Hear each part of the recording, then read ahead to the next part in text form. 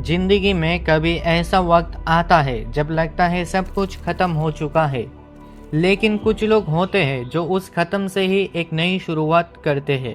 ये कहानी किसी सुपरमैन की नहीं है, ये कहानी है एक आम इंसान की, जिसे दुनिया ने इग्नोर किया, जिसे समाज ने नज़रअंदाज किया, पर उसे अपने आप पर भरोसा था। ये कहानी है मुरलीकांत पिटकर सर की। एक ऐसा नाम जिसे शायद आपने कभी नहीं सुना होगा, लेकिन सुनने के बाद कभी भूल भी नहीं पाओगे। और मुरलीकांत सर के ऊपर बनी है 2024 की सबसे शानदार मूवी चांदू चैंपियन, जो सिर्फ एक मूवी नहीं, एक जज्बा है। तो इसी जज्बे को आप लोगों के सामने आज रखने वाले हैं, तो एंड तक जरूर देखना, ये मेरी रिक्वेस्ट है आपसे। सर 65 की जंग में इसको 9 गोलियां लगी थी।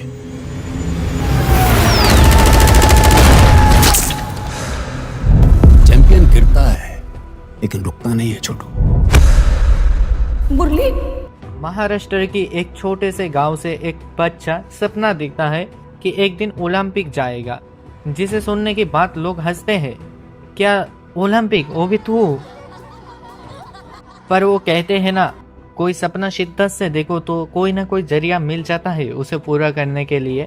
तो हमारी चंदू को भी एक मौका मिलता है इंडियन आर्मी में जाने की, जिसकी बात उसकी डिसिप्लिन और उसकी ड्रीम और तेज हो जाते हैं, जिसकी बात उसे मौका मिलता है ओलंपिक जाने की। लेकिन उससे पहले एक बॉक्सिंग टूर्नामेंट में उसे जीतना पड़ेगा, लेकिन बदकिस्मती से वो हार जाता है। मैच खत्म, बॉक्सिंग खत्म, ओलंपिक खत्म। फिर 1965 में उसके पास एक लेटर आता है। पूरे एशिया के अंदर उसने नंबर 1 रैंक करी है बॉक्सिंग में, जिसकी बात उसे फिर से ओलंपिक में और एक चांस मिलता है।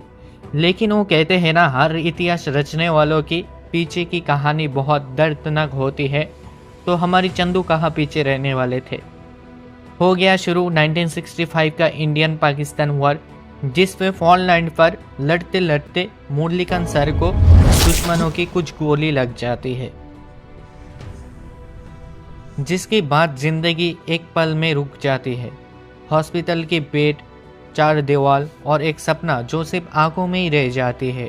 डॉक्टर बोलते हैं तुम कभी चल नहीं पाओगे, जिसके बाद उसके पैरों तले जमीन खिसक जाती है। पर उसने सिर्फ एक ही बात बोला, तो क्या हुआ, मैं जीतना तो नहीं छोड़ा। जिसके बाद हॉस्पिटल में रह के वो हाथों से मूवमेंट करता था, बेड पर लेटे लेटे स्विमिंग की प्रैक्टिस करता था, क्योंकि किसी ने मजाक मजाक में उससे कहा था स्विमिंग ट्राई कर ले, कम से कम डूबेगा तो नहीं। और उसी दिन से पानी उसके लिए वेपन बन गया। फिर 1972 की पैरेलल ओलंपिक्स में मुरलीकांत सर ने 15 मीटर की फ्री स्टाइल स्विमिंग में गोल्ड मेडल हासिल किया, और वो भी एक वर्ल्ड रिकॉर्ड के साथ, जिसके बाद मुरलीकांत सर इंडिया का पहला पैरेलल ओलंपिक गोल्ड मेडलिस्ट बन गए। लेकिन शर्म की बात क्या है पता है, मीडिया ने, सिस्टम ने, लोगों ने इस विक्टोरी को सेलिब्रेट नहीं किया। ऐसा लगता था जैसे जीता ही नहीं, कोई था ही नहीं Olympic gold medalist. Murlikant sir एक अनसुना हीरो बनकर रह गए।